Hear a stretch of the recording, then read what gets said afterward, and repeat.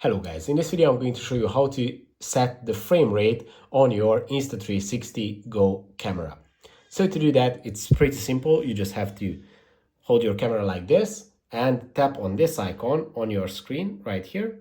And the frame rate is going to be on the right side where you can select it. Now, one thing that you should pay attention to is the fact that if you set your camera to 2K, then the 50 frame rate option is going to disappear since the camera doesn't have the capacity to both shoot in very high resolution and very high frame rate.